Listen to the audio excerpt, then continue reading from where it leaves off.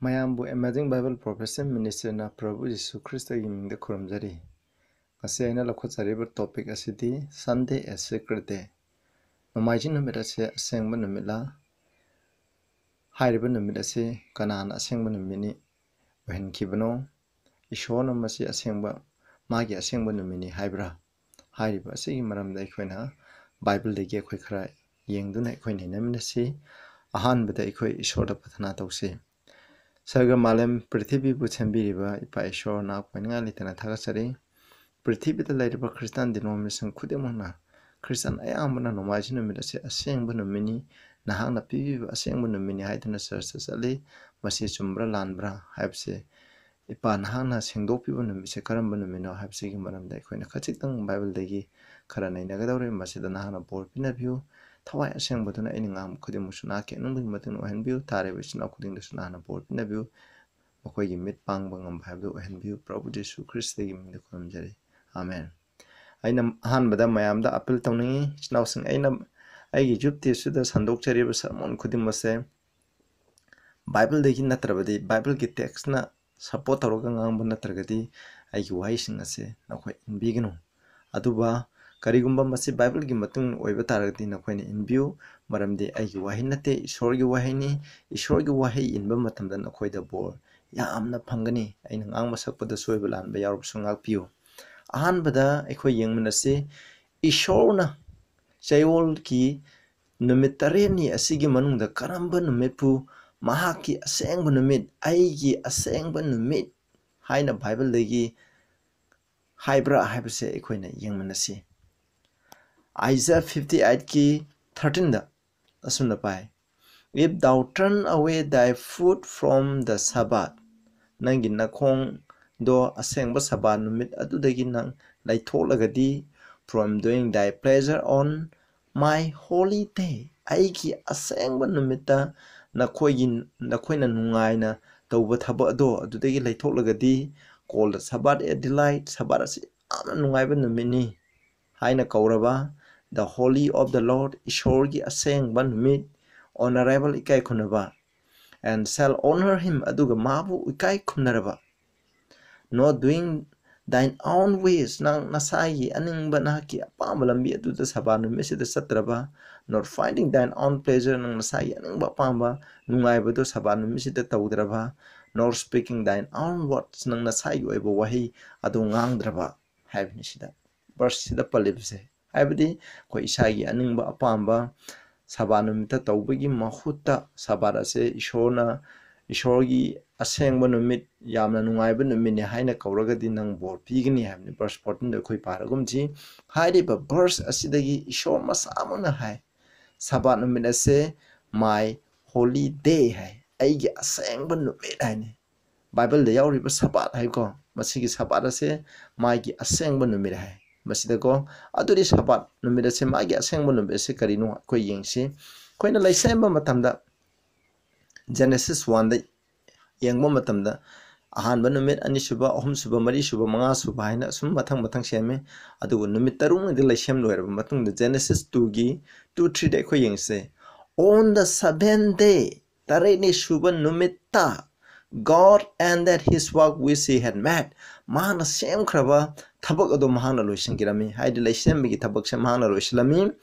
And he rested on the Sabbath day from all his work which he had made, ꯃꯍꯥꯛꯅ ꯁꯦꯝꯈ꯭ꯔꯕ ꯊꯕꯛ ꯈꯨꯗꯤꯡꯃꯛ ꯑꯗꯨꯗꯒꯤ 8ꯅꯤ ꯁꯨꯕ ꯅꯨꯃꯤꯠ ꯑꯁꯤꯗ ꯃꯍꯥꯛ ꯄꯣꯊꯥꯈꯤꯔꯝꯃꯤ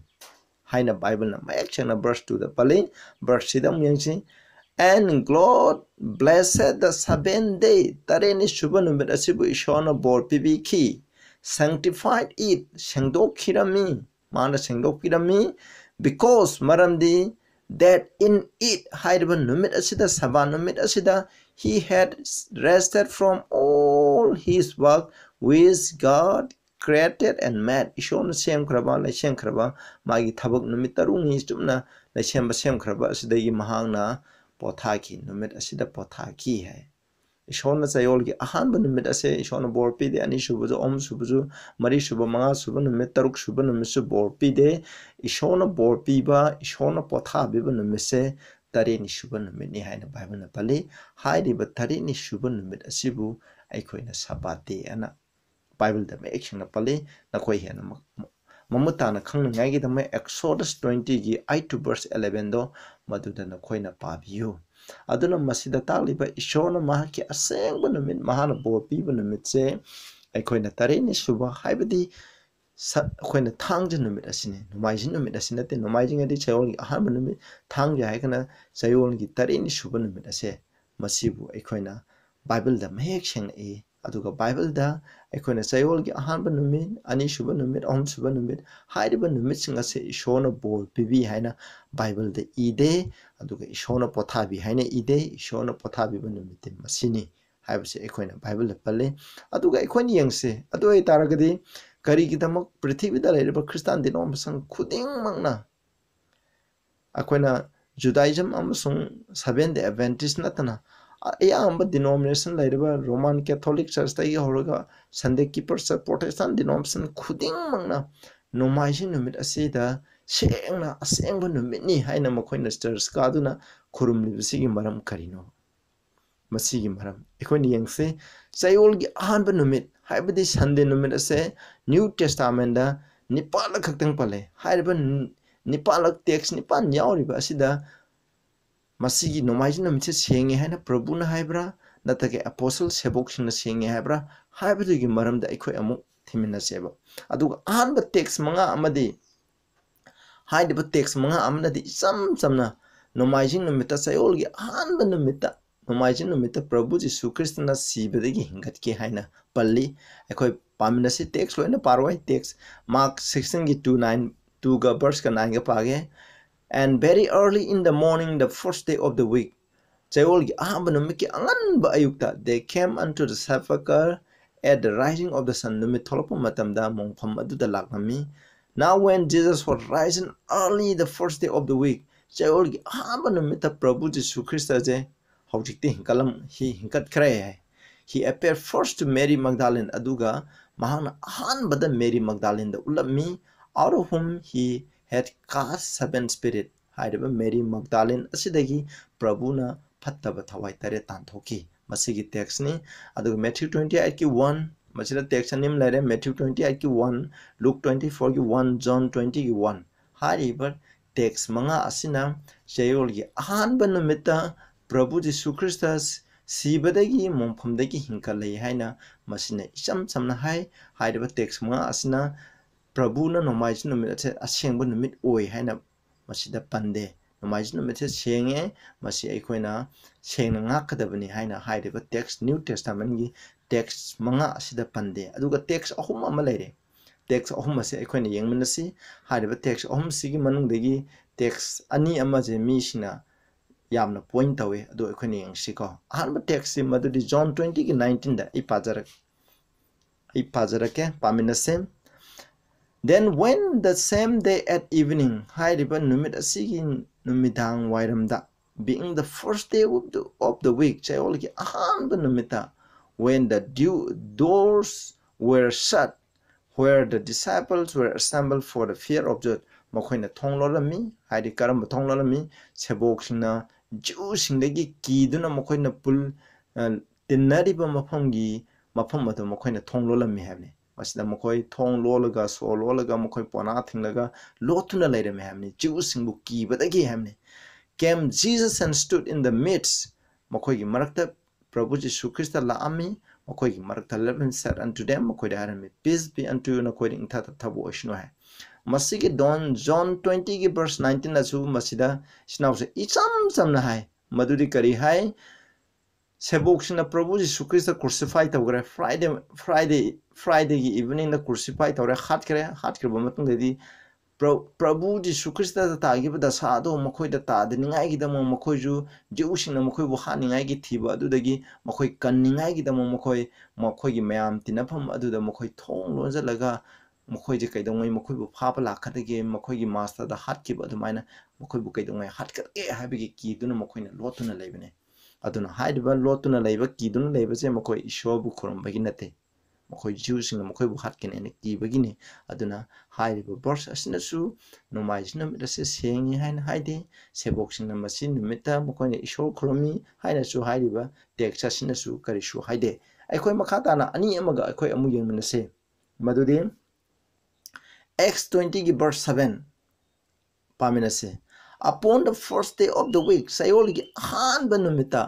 when the disciples came together to break bread sebok singna punna tinaraga makoina tan thugairami hamni tan thugai badi matamduda tan makoi macha macha thugaira makoina chak chamin habdu tan thugairami baking bed havni Paul preached unto them Paul na makoida if ishorgi aphobo powder sandoklami ready to depart on the morrow mathangi numita mahakse mafam du thado ka chaningai gi damak thorang leiraduna makoida wapau sandoklami hai and continue his speech until midnight mahaki wa ado ahing nungdai phau chatharami hai masida paliba meeting ase bible gi matung nadi numidang hai base numit taba amadagi na numit taba mawi aduna chayon gi ahanba numise karamba matamna Saturday evening da gi hawai aduna masi Saturday gi night ki meeting ne akoina Sunday gi haide ayuk angan bagi adugi meeting adu natte hai adu masida haise hoi kanagumna break bread hai aduri tan thugai basina chayol gi ahanba numit asibu senganbra haibdo ikone yengse masida tawrise seboksingna makhoi lord server tawribra kai dawribna haibdo adugi maramda ikoina mu yengse adu itari tan thugai basina chayon gi ahanba numse sengba taragati ekhoi amuk x2 da pamina seba yengmina si bible na kari hagebda x2 gi 46 hai and they continually daily with one accord in the temple makhoi ti gi lepanaidana pungning amata oina wakhal amata oina makhoina laisingda salame and breaking bread from house to house jum khuding jum amadagina jum amada makhoina tan thugaiduna tan chaduna sak chaduna makhoi leirami hamne did it their meat with cleanness and singleness of heart thamoi amata oina harau bakaloina na makhoi chak charami hamne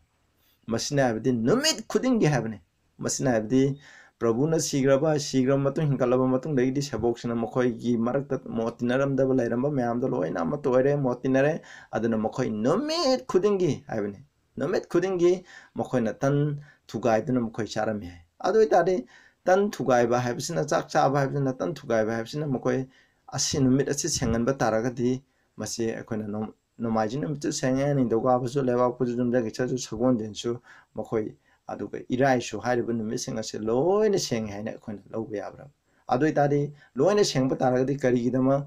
aina hangningba question di loina tan thugai basna numirama senganba taragadi kari gidama nomaijina mit chapagi mota mandera sar satti chattabagi maram karino natraga Tuesday numita Wednesday natra Friday da mokhoina chattabagi numit karino or Saturday numita ishona ju bor pi hai adu haribu numit sida chatpan ishona ju bor pi haraba aduga khone tan thugai basna ju seng haragati madu yabra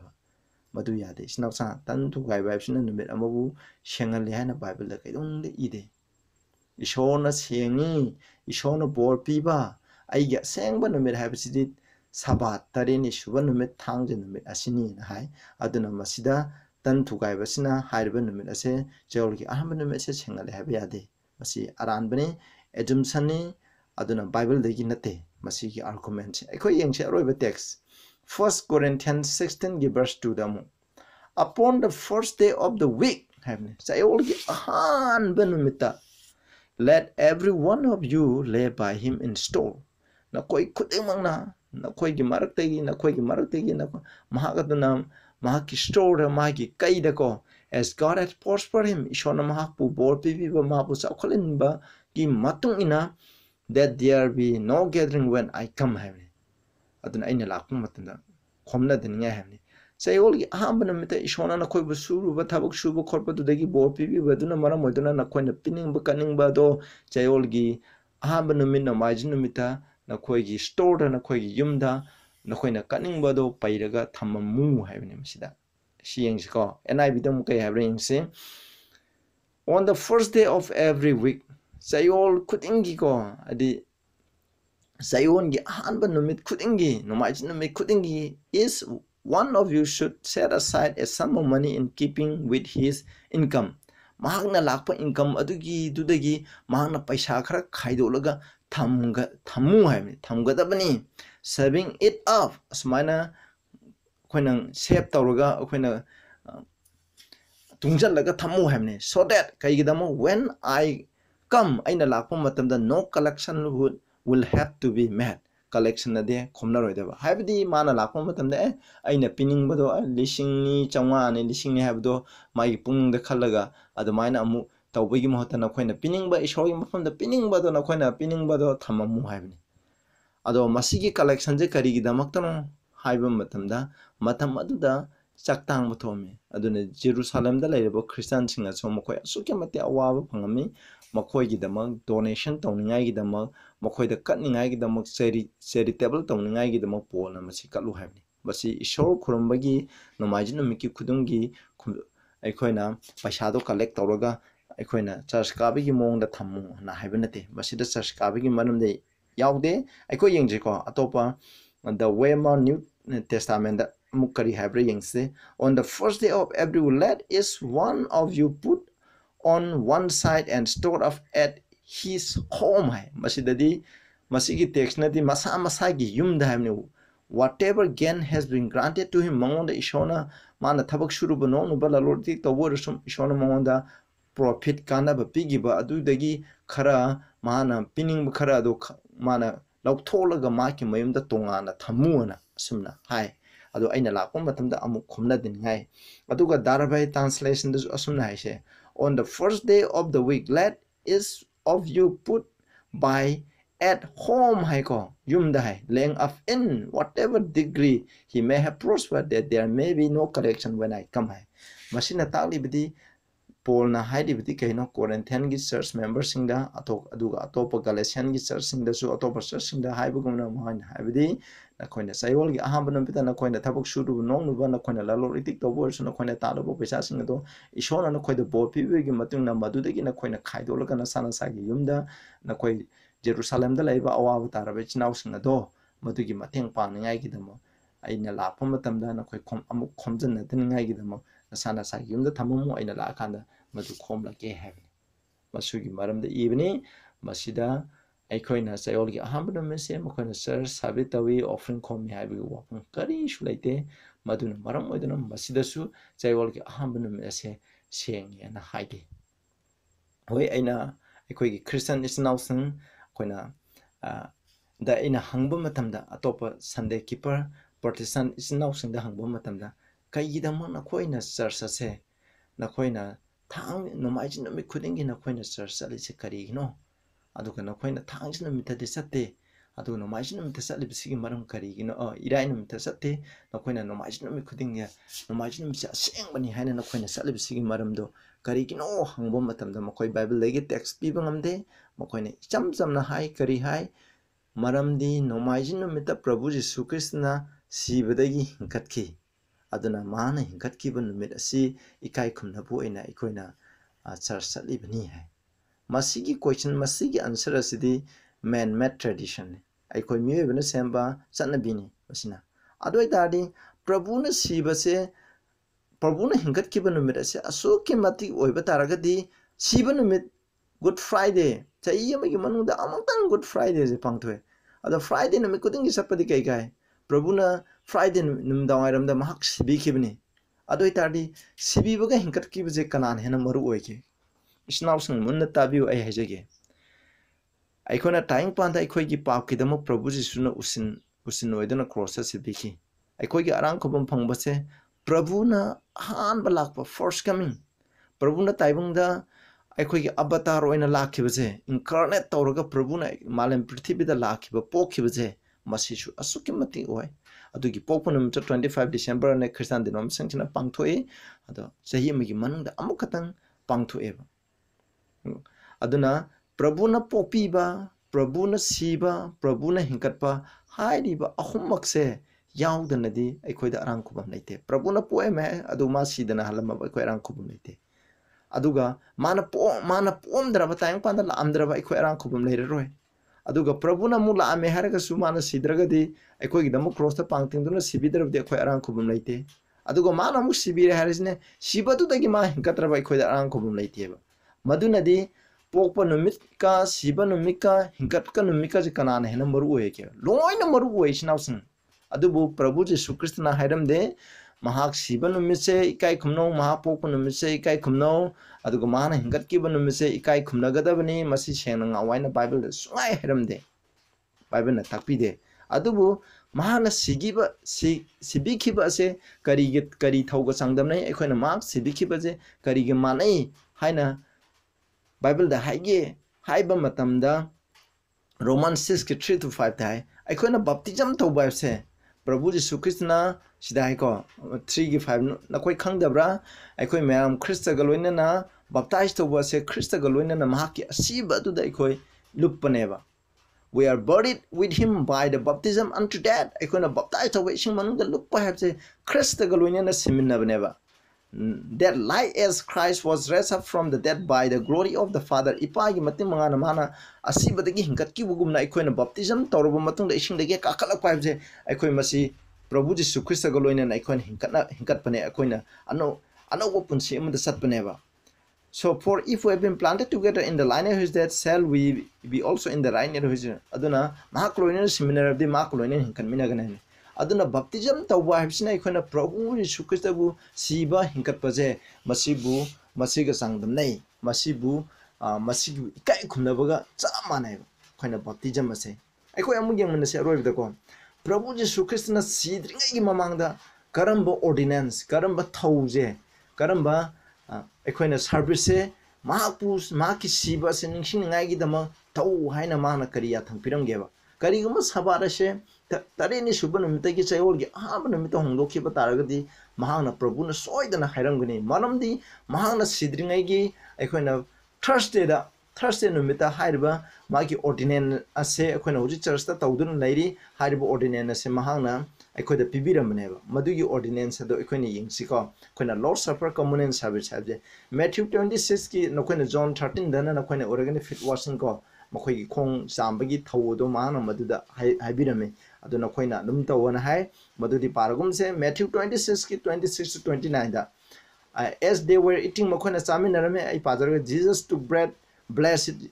Prabhu na talla do lore mahana bor pire aduga thugaire mahana seboxing da pire aduga masi chaw masi ai hakchang ni hai aduga mahana cup tu su lore he took the cup gave thanks ishobu thagale gave it to them makhoi pi saying drink ye all of it na khoina masi thau hamne for this is my blood of the New Testament masi aigi anobo warim na bagi idun which is set for many for the remission of sin na koi gi pap ko ningai gi dama masi tagram ni verse 29 but I say unto you I will not drink henceforth of this fruit of the vine masi gi darkhama hi ase aina ngasida gi thaloroi until the day when I drink it new with you in my father's kingdom ipalin tholeba atuda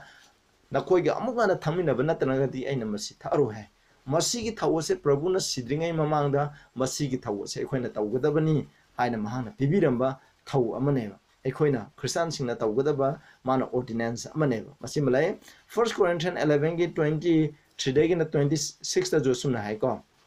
aduna Prabhu na same night haidi mapu birte tawgadaban numdang aduda mahana took bread lawe verse 23 lawrami when he had given thanks he broke it and said mahana shoda thagalaba matungda mahana thugare adu gharami take it this is my body which is broken for you this do in remembrance of masi aina na khoi gidamuk sibi khra baksang ni Prabhu na tang panda lak khoi gidamuk sibi ne ma sibi drag de kwairang khum lete aduna magi Lord's communion service ki tan na sina symbolize thaude ma ki body ni karam body broken body khoi gidamuk cross thabi ki body ni have ne after the aduga samana na mahana cup adu slore da khra cup adu ni ko when he had supped man thalab matung da saying masijo agi anabu warem na bagi ini this do ye nang masi tauko as often as ye drink it na koina masi toina thalibim ke in remembrance of me ai buning sing dona na koina tang na thalibim ke for as often as ye eat this bread and drink this cup ye do show the Lord's death till he come mana laktimo power akoina cup se thaba akoina masi gitan de thugai dana na koina toina saraba Prabhu Jisu Krishna lak tripawo mahaki asibu uli hebni basina aduna masina habdi Prabhu na habdi mana sibase yam important oyena hai aduna akoina communion service taruga Prabhu na sibase akoida uli bni aduga akoina baptism tauba sina uli akoina Prabhu Jisu Krishna gi resurrection bu akoina ikai khumna bneba masina tana Bible da akoina ꯑꯩꯈꯣꯏꯅ ꯁꯟꯗꯦ ꯅꯨꯃꯤꯠꯁꯦ ꯁꯦꯡꯕ ꯇꯥꯔꯒꯗꯤ ꯏꯁꯣꯔꯅ ꯁꯦꯡꯉꯦ ꯍꯥꯏꯅ ꯍꯥꯏꯕꯤꯔꯝꯒꯗꯕꯅꯤ ꯃꯔꯝꯗꯤ ꯃꯥꯅ ꯁꯤꯗ꯭ꯔꯤꯉꯩ ꯃꯃꯥꯡꯗ ꯃꯍꯥꯛꯀꯤ ꯁꯦꯕꯣꯛꯁꯤꯅ ꯀꯔꯤ ꯗꯔꯀꯥꯔ ꯂꯩ ꯍꯥꯏꯕꯗꯣ ꯃꯈꯣꯏꯅ ꯇꯧꯒꯗꯕ ꯃꯥ ꯁꯤꯔꯕ ꯃꯇꯨꯡꯗ ꯃꯍꯥꯛꯀꯤ ꯁꯤꯕꯁꯦ ꯅꯤꯡꯁꯤꯡꯅꯤꯡꯉꯥꯏꯒꯤꯗꯃꯛ ꯑꯩꯈꯣꯏꯒꯤ ꯊꯋꯥꯏ ꯊꯥꯒꯤ ꯍꯥꯏꯕꯁꯦ ꯅꯤꯡꯁꯤꯡꯅꯤꯡꯉꯥꯏ ꯃꯥꯒꯤ ꯍꯤꯡꯒꯠꯄꯁꯦ ꯅꯤꯡꯁꯤꯡꯅꯤꯡꯉꯥꯏꯒꯤꯗꯃꯛ ꯑꯩꯈꯣꯏꯗ ꯐꯤꯠ ꯋꯥꯁꯤꯡ ꯀꯝꯃꯨꯅꯦꯜ ꯁꯔꯚꯤꯁꯀꯤ ꯊꯕꯛꯁꯤꯡ ꯑꯁꯦ ꯑꯩꯈꯣꯏꯗ ꯁꯤꯟꯅꯕꯤꯔꯝꯃꯦꯕ ꯑꯗꯨ ꯑꯣꯏꯕ ꯇꯥꯔꯒꯗꯤ ꯄ꯭ꯔꯚꯨꯅꯁꯨ ꯁꯟꯗꯦꯁꯦ ꯑꯁꯨꯛꯀꯤ ꯃꯇꯤꯡ ꯃꯔꯨ ꯑꯣꯏ ꯍꯥꯏꯕ ꯇꯥꯔꯒꯗꯤ ꯃꯍꯥꯛꯅ ꯁꯤꯗ꯭ꯔꯤꯉꯩ ꯃꯃꯥꯡꯗ ꯃꯁꯤ ꯅꯨꯃꯤꯠꯁꯦ ꯃꯔꯨ ꯑꯣꯏ ꯍꯥꯏꯅ ꯃꯥꯒꯤ ꯁꯦꯕꯣꯛꯁꯤꯡꯗ ꯍꯥꯏꯕꯤꯔꯝꯒꯗꯕꯅꯦꯕ ꯃꯗꯨ ꯍꯥꯏꯕꯤꯔꯝꯗꯦꯕ ꯃꯁꯤꯅ ꯇꯥꯛꯄꯗꯤ